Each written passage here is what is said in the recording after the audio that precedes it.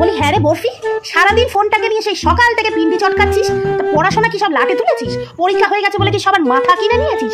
একটু নামটা তাও তো পড়তে পারিস, অঙ্কতে তো একদম হেগে ছড়াস। কি ব্যাপারটা কি? পড়তে বস। ও মা, তুমি এত কেন চিন্তা করছো? আমি ঠিক করতে বসবো। আজকে তো সবে পরীক্ষাটা শেষ হলো, একটু দাঁড়াও না। পরীক্ষা শেষ হয়েছে তো তোর কি? তুই তো একটু পড়াশোনাটা করতে পারিস। এই সবে তো নতুন ক্লাসে উঠবি কিনা সে আমি জানি না, তা আমি এত চিন্তা করতুম নি। মা নেহাত বাংলা পরীক্ষা দিয়ে এসছো তো তুমি, আবার তুমি তো মা সরস্বতী, তাই জন্য আমি তোমায় জিজ্ঞাসা করছি তা কেমন হয়েছে শুনি তোমার বাংলা পরীক্ষা। মা, আমার না বাংলা পরীক্ষাটা খুব ভালো হয়েছে গো।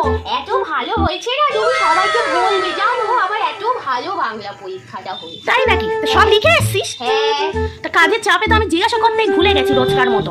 ওই যে বাংলা পেপারে দেখলুম সমার্থক আর ভিন্নাত্মক শব্দ এসছে, সেখানে চুরি বলে শব্দটা দিয়েছে, কি সুন্দর। আবার বলেছে বাক্য রচনা লিখতে। তা তুই কি লিখেছিস শুনি? ও চুরি, আমি তো লিখেছি জয় হস্য বৈষ্ণরায় হস্যি চুরি। আমি এই চুরিটা লিখেছি।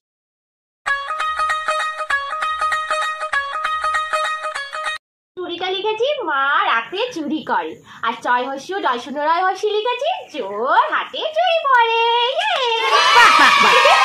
হ্যাঁ রে বরফি, ওই এক কথায় প্রকাশ ছিল সেইটা কি লিখে এসছিস মা? ওই হাতির ডাক কি লিখেছিস? হাতির দাগ লিখেছি প। আর মুনির ছেলে? মুনির ছেলে লিখেছি মনু। মুনির ছেলে মনু লিখেছিস? মুনির ছেলে মনু লিখেছিস?